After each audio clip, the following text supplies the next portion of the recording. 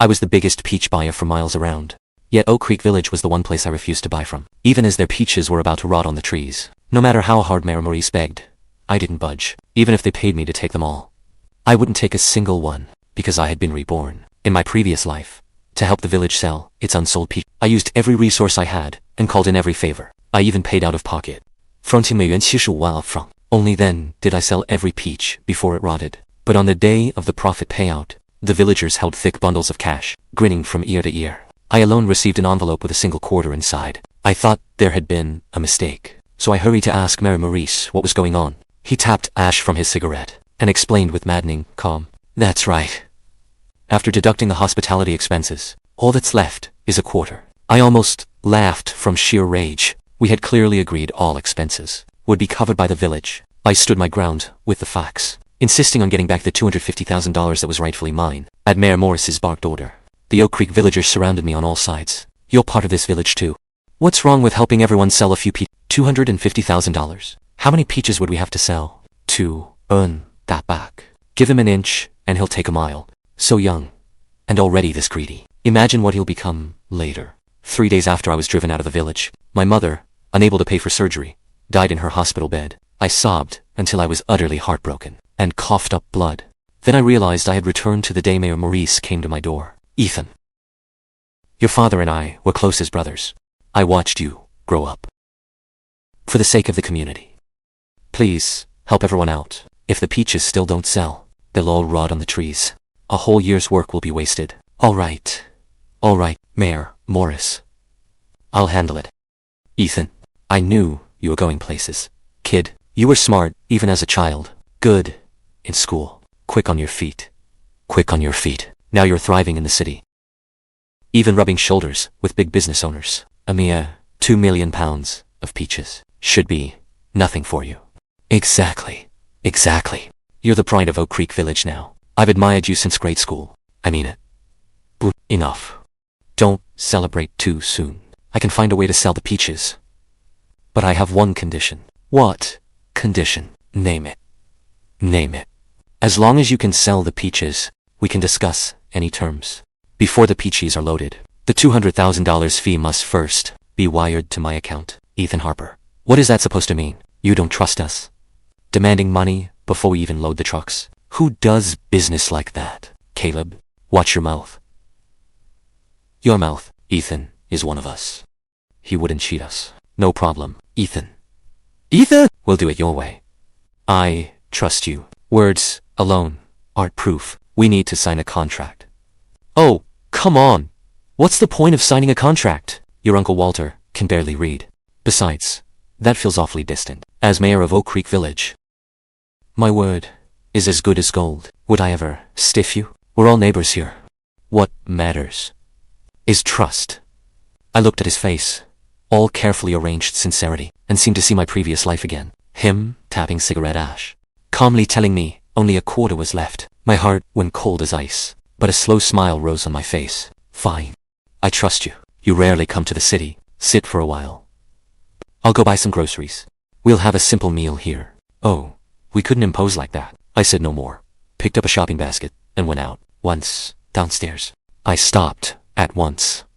I took out my phone and opened the home security camera app linked to my living room. Clear video and audio came through. "God. Are you crazy?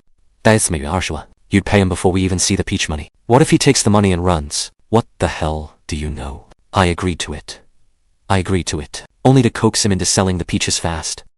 The peaches are ripening day by day.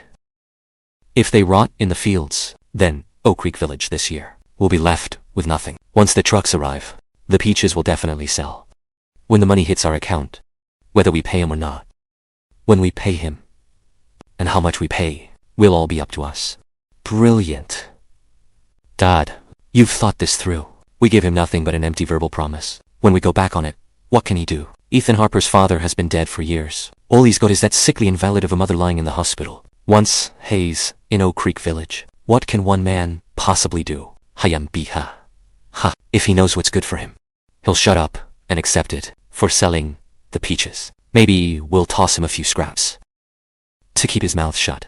But if he doesn't know his place and makes trouble, exactly, by then, The whole village will be depending on us to get paid. Once they've benefited from us, who would speak up for him? No matter how much he argues, no one will pay him any mind. A contract. Bullshit. Without a signed agreement, in black and white, it's nothing but talk. Even if he sues, we won't be afraid of him. Father and son smiled at each other. Their smiles were full of the arrogance of men, sure they had it in the bag, and the thrill of holding someone else's fate in their hands. I stood outside the wall. Sunlight fell across my body, yet I felt no warmth at all. I turned off the camera feed and walked toward the market. The curtain was just rising on this show. But this time, I was the director. After sending Mayor Maurice and his son away, I got busy, just as I had in my previous life. The next day, I took a client to Oak Creek Village to inspect the peach. Walter Morris was waiting early at the village entrance. The moment we got out, he hurried over to greet us. Ethan, you're finally here. This must be the big buyer from the city. Welcome, sir. You've had a long trip. Thank you for coming. At noon, why don't we go to my farm restaurant and have a simple meal? Real country-style cooking. Free-range chicken and duck. Fresh vegetables. Things you won't find in the city. No need to trouble yourself. Caleb, I've already booked a restaurant. Ethan, come on. Now you're treating us like strangers. Our farm restaurant may not match those fancy city places, but the ingredients are fresh, and the flavor is absolutely authentic. Sir, humor us. This once. Thank you for the kind offer, but Ethan has already made arrangements. I'll follow his lead. Caleb Morris's lips moved, as if he wanted to say more. Walter Morris coughed beside him. Caleb had no choice but to swallow his words. He stepped aside, sullen and annoyed. If Ethan has arranged it, then we'll follow Ethan's plan. Yes, we'll follow Ethan's plan. Let's inspect the peaches first. The peaches are what matter. He led us toward the peach orchard. As we passed Caleb Morris's farm restaurant, from the corner of my eye, I saw old tables and chairs inside, and a greasy stovetop. In my previous life, I had treated clients to 2 meals there. All told, it was barely over $1,000 of farmhouse dishes, yet they inflated it into a $200,000 hospitality expense. The fruit inspection went smoothly. Liam Nelson was quite satisfied with the quality of the peach. The price was nearly settled as well. He gave a preliminary order for £7.8 million. Walter Morris stayed beside us the whole time. Again and again, he hinted at the village's hardship, and how hard life was for the peach farmers. He was trying to win sympathy, while hinting that I shouldn't fuss over my own cut. At noon, I took Liam Nelson to a decent restaurant in the county seat. Walter Morris and Caleb Morris shamelessly tagged along. During the meal, Caleb was clearly restless. He stared at the dishes on the table several times, trying to bring up his farm restaurant. Each time, Walter Morris stopped him with a look. Walter, by contrast, seemed far more composed. He kept raising toasts to the client, pouring out words of gratitude. He was unusually warm toward me too, as if we truly were as close as family. After a few rounds of drinks, Walter Morris used the liquor as an excuse to put an arm around my shoulders. His voice was not loud, but it was clear enough for everyone at the table to hear. Ethan, I knew I had not misjudged you. I always knew you were a good kid. Do not worry. On the day the peaches are loaded, I will be the first to hand you that $200,000. No games, I promise, he swore, up and down, sounding utterly sincere. If I had not lived through my previous life, and if I had not heard that conversation through the camera feed, I might almost have believed him. I lifted my teacup and took a sip, hiding the cold smile at the corner of my mouth. Mayor Morris, you are too kind. It is only what I should do. I did not pick up his cue about the fee. A flicker of doubt crossed Walter Morris's eyes. He seemed surprised by my calm reaction, but he quickly smiled again and kept urging everyone to drink. Caleb Morris was not nearly as patient. While Liam Nelson went to the restroom, Caleb leaned close and lowered his voice, his breath thick with alcohol. Ethan, not bad. You actually know a buyer that big, but let me tell you, in the end, you still have to rely on your own people. Outsiders cannot be trusted. Oh, and how exactly are they untrustworthy? Nothing. Just giving you a reminder. Come on, drink up, drink up. After the meal, I ignored Walter Morris's eager attempts to make a stay. I simply left with Liam Nelson. Walter Maurice stood at the restaurant entrance. The smile plastered across his face collapsed the moment the car door shut. His eyes turned cold and dark through the rearview mirror. I even saw Caleb Morris spit on the ground and curse under his breath. Over the next 2 days, I did not stop for a moment. I brought in another even stronger buyer, Mr. Warren, to inspect the peach. The negotiations went exceptionally smoothly. All the remaining peaches were reserved. We also confirmed the delivery date and payment terms. Walter Morris was overjoyed. He came to my door again, in person. This time, he carried 2 old hens and a small basket of farm eggs. He said they were to help my mother regain her strength. Ethan, you are Oak Creek Village's great benefactor. This time, We truly owe it all to you. Everyone in the village will remember what you have done for us. Do not worry. When delivery day comes, I will make sure your $200,000 is ready. Oh, right. I heard your mother is still in the hospital. An illness like that cannot be delayed. Listen, I happen to be free today. Why don't I go with you to the hospital to visit your mother? I can also bring her the whole village's regards.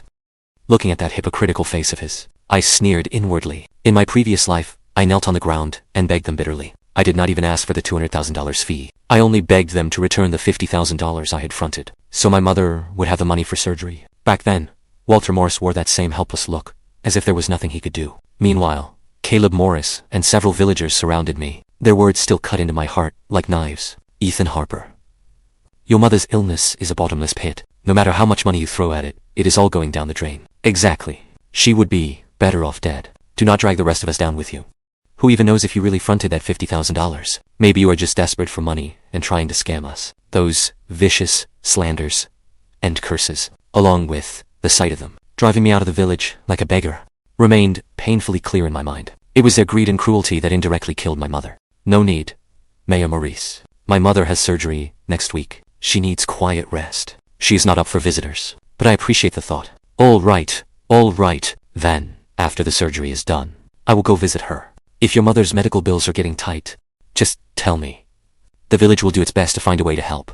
I was too tired to keep up the polite act. I gave a few perfunctory replies and showed him out. Soon, delivery day arrived. More than 20 large trucks packed the village road. Engines roared. Dust billowed through the air. Every household's peaches had been sorted and packed. They were stacked neatly along the roadside. Long-awaited smiles spread across the villagers' faces. They gathered in small groups, excitedly talking about the money soon to be in their hands. As usual, once the peaches were loaded and the loads were weighed, the buyers would settle the payment on site. Walter Maurice stood in the most visible spot at the village entrance. His face glowed with satisfaction. He was about to wait for loading to begin. When I stepped in front of him, Mayor Morris.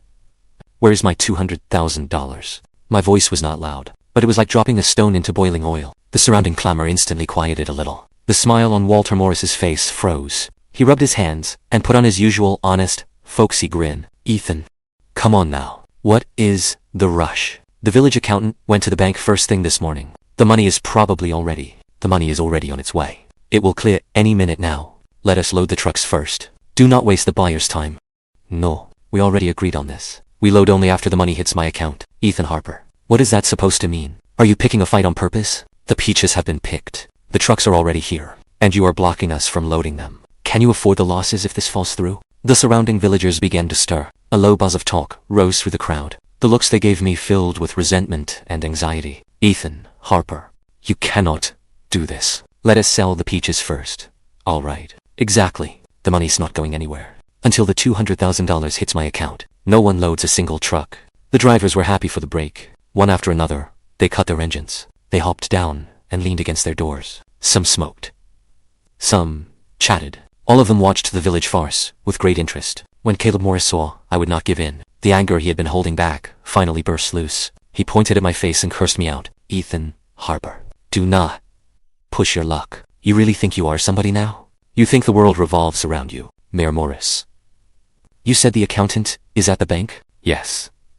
Yes. Farmers and Merchants Bank. He is handling it now. The money will arrive right away. Let everyone start loading first. You think we would short you? I nodded, just as everyone thought it was about to compromise. I slowly and deliberately took out my phone. Then I will call a friend at the bank and ask for a $200,000 bank transfer. How long should it take to clear it this hour? What are you making calls for? You are doing this on purpose, aren't you? You do not dare let me make that call. Is the bank not open? Or did you never send the accountant at all? The whole scene went silent. Many villagers looked at me. Then at the ashen-faced Maurice, father and son. Suspicion crept into their eyes. Bullshit. Ethan Harper. Looks like you want to do this the hard way. I will tell you the truth. You are not getting a dime. Those peaches are getting loaded today. Who the hell do you think you are? Without a hick like you, you think we cannot manage? The buyer's trucks are already here. You think they will just watch the peaches rot and go home empty-handed? Ethan Harper, you are a damn ungrateful snake. Oak Creek Village raised you. Now you demand money just to help a little. Do you have any conscience at all? Everyone, look at this ungrateful, disloyal piece of trash. All for his little pile of money. He wants to cut off the whole village's livelihood. Greedy bastard. Get out of our village. Drive him out. Facing the whole crowd turning on me, I said nothing. Walter Morris thought I was scared. Smugness spread across his face as he lifted his chin. Ha, yempi ha. Now, you know fear. Let me tell you. Too late. I am not giving you that money today. What can you do about it? At this point, it makes no difference whether you are here or not. The trucks are here anyway. They are not going back empty-handed. I will not even have to ask. The buyers will come begging for me to sell them the peaches. I smiled, faintly, calmly. I picked up my phone and tapped the speaker button. Mr. Warren, you heard all that, right? Whether you want to beg him to sell the peaches is your decision.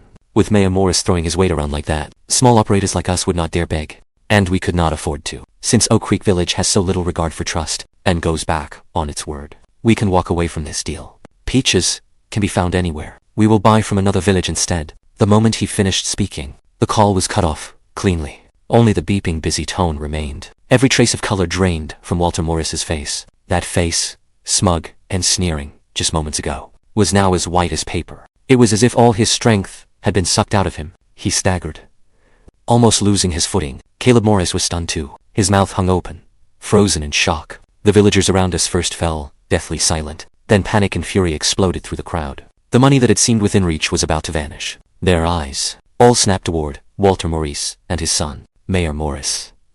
What are we supposed to do now? The peaches have already been picked. If no one buys them, won't we lose everything we put in? Walter Morris jolted. He suddenly snapped back to himself. He could no longer worry about saving face. He practically scrambled over to me in a panic. He forced out a strained grimace. Ethan. Good kid. This is a misunderstanding. It is all a misunderstanding. Just now. I was only joking with you just now. I spoke in anger. It was all just angry talk. Right. Ethan, we grew up together since we were kids. For old time's sake, talk to the buyers. Put in a good word for us. I will have my mom go home and get your money right now. Harshawayin cash. Not a penny short. Not a penny short. Ethan. Ethan, please, just help us out. None of us have it easy. Mayor Maurice knows he was wrong. I watched their pathetic clown act with cold eyes. Not a ripple stirred in my heart. Too late. After saying that, I turned and waved to the drivers watching the show. Gentlemen. Cool. Get in. We are going to Cedar Grove Village. Those words were like a command. The drivers stubbed out their cigarettes one after another. They opened their doors and prepared to start the trucks. You cannot leave. Stop them. Block the road. If they do not load our peaches today, no one leaves Oak Creek Village. Some incited villagers, terrified of losing money, actually began to move. They tried to block the village road with their bodies and farm tools. Caleb Morris looked outright vicious. Veins bulged across his forehead. He charged straight at me. Ethan Harper. I'll kill you. At the last possible second, a thunderous roar came from the edge of the crowd. Stop. Let me see who dares lay a hand on him. Everyone turned toward the voice. It was Mayor Chandler from neighboring Cedar Grove Village, striding over with several people behind him. Following him were Mr. Warren and Liam Nelson. Walter Morris understood everything at once. He pointed at me, his finger shaking violently with rage. His lips trembled, and his eyes looked ready to bulge out. You, Ethan Harper. You, backstabbing bastard. So when you inspected the peaches, you also took the buyers to Cedar Grove Village. Walter Morris, you have some nerve blaming anyone else. If you had not gone back on your word and tried to pocket the broker's fee you promised, would Ethan have come to our village as his backup? Ethan worked hard to bring you buyers, solving the huge problem of your unsold peach. And what did you do? You burned the bridge after crossing it. You threw him away once he was no longer useful. Let me tell you this. Mr. Warren and Liam Nelson are now clients of Cedar Grove Village. Your peaches can rot in the fields. Our village's peaches will sell just fine. If you dare incite villagers to block these trucks, I will call immediately and report you to the county supervisor. Every word landed like a sharp slap, striking Walter Morris across the face and striking the hearts of every Oak Creek villager. Walter Morris was left, red-faced with shame. His mouth hung open, but not a word came out. Mayor Chandler stopped looking at him.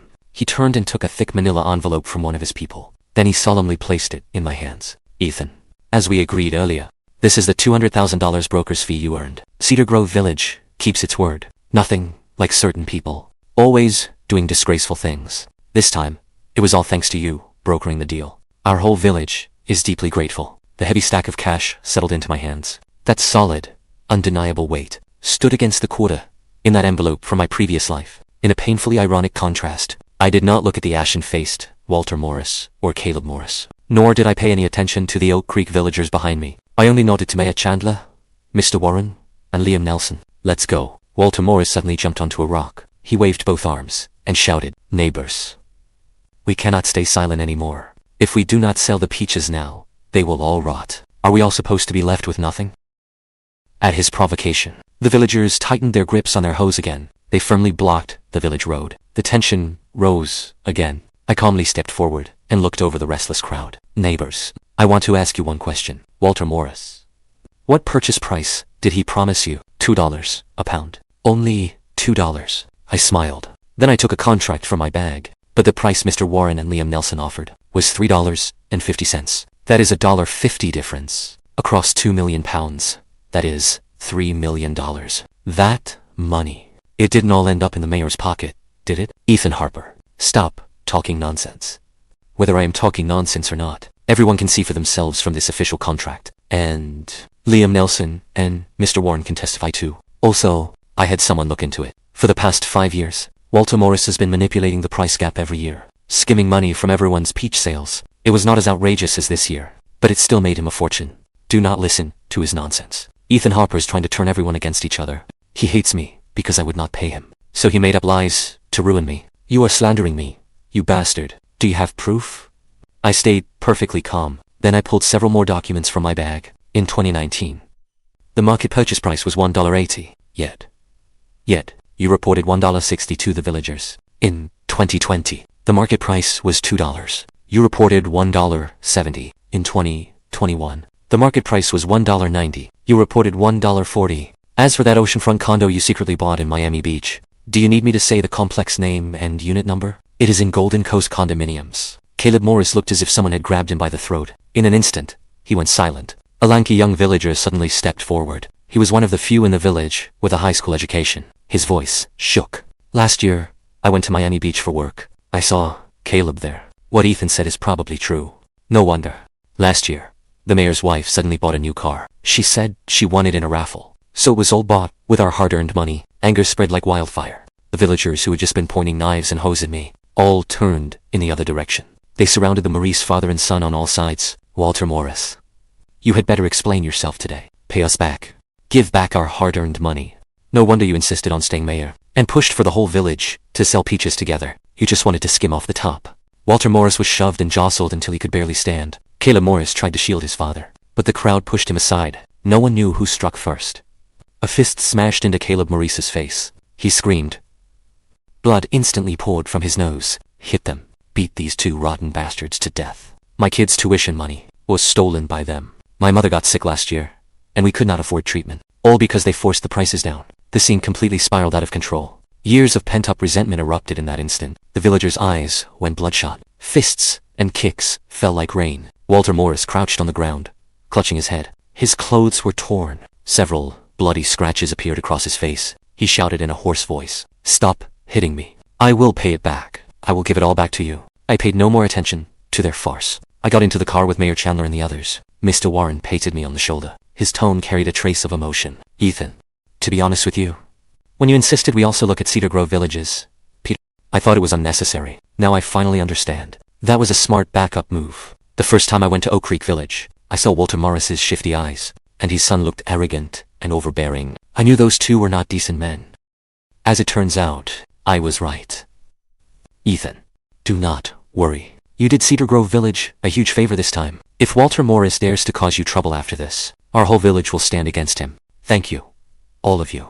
I gave a slight nod. That was all I said. My heart barely stirred. After being reborn, all of this was within my expectations. The purchase of Cedar Grove Village's peaches went very smoothly. The price was fair. The villagers were honest. Everyone came away happy. Watching the sincere smiles on the Cedar Grove villagers' faces as they received their money, the bitterness that had sat in my chest for so long finally eased a little. The next day, I took that $200,000 in cash straight to the hospital. I paid every fee needed for my mother's surgery. Sitting beside my mother's hospital bed, I looked at her thin face, still wearing a relieved smile. For the first time in ages, I felt grounded. We were speaking softly when someone knocked on the ward door. I opened it and saw several representatives from Oak Creek Village. Leading them was the same person from yesterday, the lanky young villager who had stepped forward. They were carrying a fruit basket. Awkward, uneasy smiles were forced onto their faces. Their eyes were full of shame. Ethan.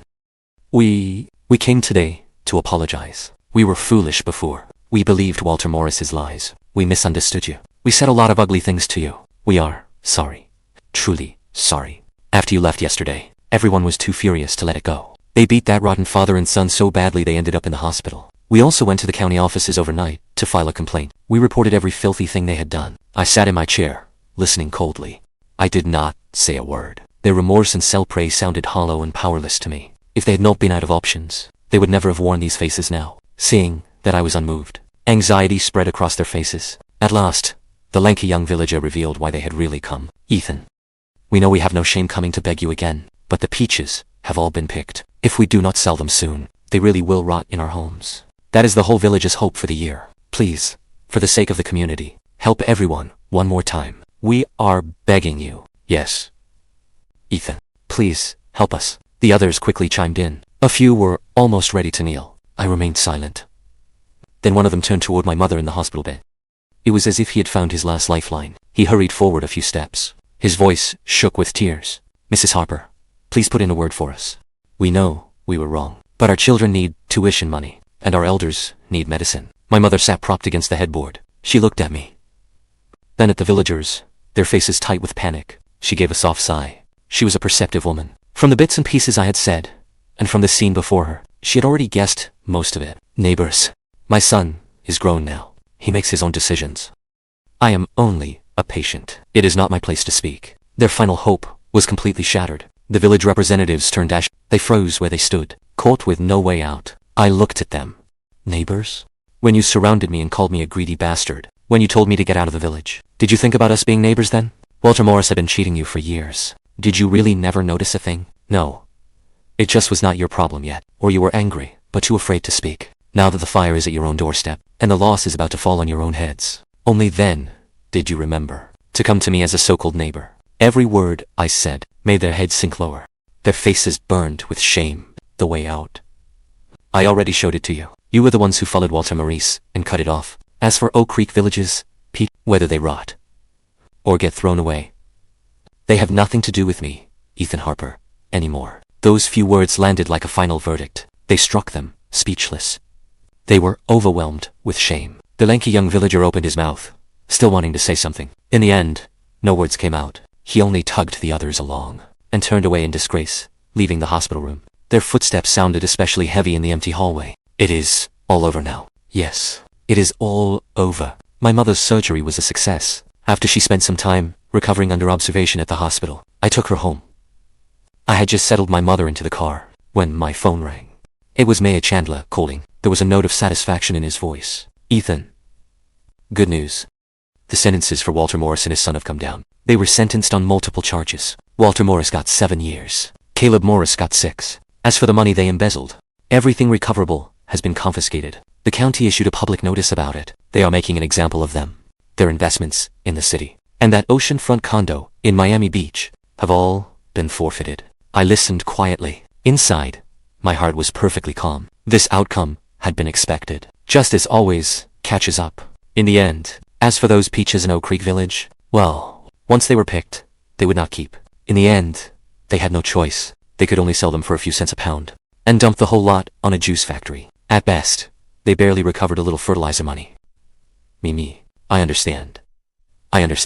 Thank you for letting me know, Mayor Chandler. Oak Creek Village's fate was sealed the moment that father and son chose greed and betrayal. It was already decided. After my mother was discharged, the burden on my shoulders suddenly felt lighter. Life returned to normal. But the course of my life had changed completely. With the appreciation and help of Mr. Warren and Liam Nelson, I used the contacts and resources I had built up to found an agricultural e-commerce company. I understood that integrity is the foundation. From product selection to sales, the company controlled every step with strict care. Our reputation gradually took root. Then we caught the boom in online platforms supporting agriculture. The business grew larger and larger. We did not just sell local specialties. We expanded into premium farm products from across the country. In just a few short years, the company grew from its first handful of people into a team of more than 100. It also made a name for itself in the industry. I stood before the floor-to-ceiling window.